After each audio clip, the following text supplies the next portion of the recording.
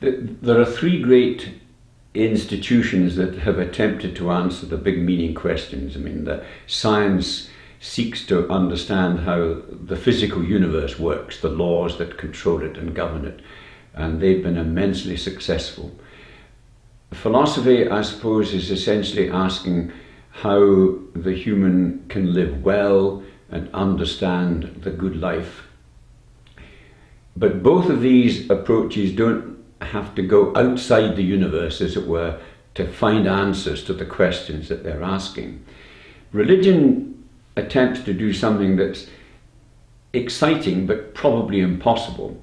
It attempts to get outside the universe to ask, is there an agency, a reality, a supreme being that gives it meaning, and with whom and towards whom we can establish a relationship? Because if it does exist, then obviously our happiness, our contentment, a good disciplined way of living will be to associate ourselves with its purposes. And religion, hey presto, comes up, usually with a big answer called God. But the trouble with the God answer in the history of religion is that we humans keep editing and amending it. There may well be some mysterious agency beyond everything. I think you can't demonstrate there isn't. You can't absolutely demonstrate there is. There's a probability that there could be, but almost inevitably, what we get of such a hypothetical being is what we make up.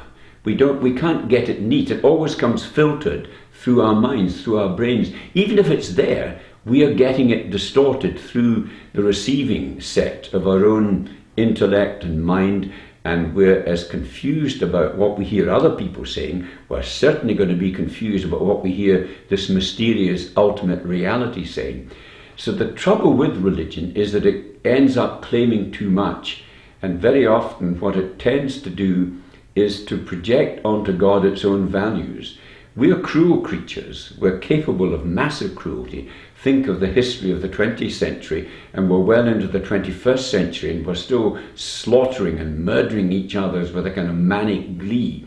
We projected a lot of that onto this hypothetical, mysterious reality we call God. The massive cruelty of a God who demanded child sacrifice, for instance. I mean, there are more than echoes of that in the Hebrew scriptures. So we need to be cautious here, because even though religion has come up with lots of good answers and good practices, it also partakes of human darkness.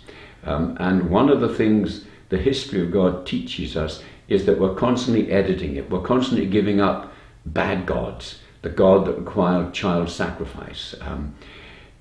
Christianity in particular is in a terrible predicament today, because the God it believes in was conceived in the Bronze Age largely, and seems to have Bronze Age values.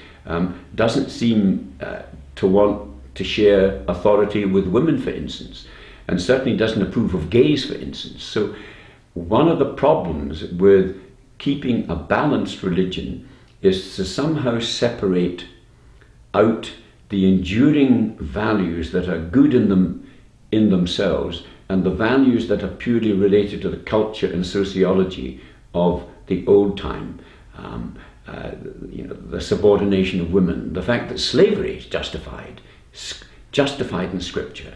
And it took us about 1800 years to challenge that bit of Scripture. Say, no, this, even if God is supposed to have said this has to be wrong, and we have to abandon it. I think what we learn from all of this is that we should hold all our values, including ultimate values, allegedly ultimate values, with a certain kind of modesty, a certain kind of provisionality, because you never know when new ethical challenges are going to come and make you regret the position that you once held so passionately. And religion finds that difficult, because religion proffers a kind of certainty to its followers, which they like, because it's great to be certain of much stuff in this uncertain existence, but ultimately it's dodgy, which is why I think that religion should practice more humility, and those of us who may practice a religion should practice it with a lot of skepticism.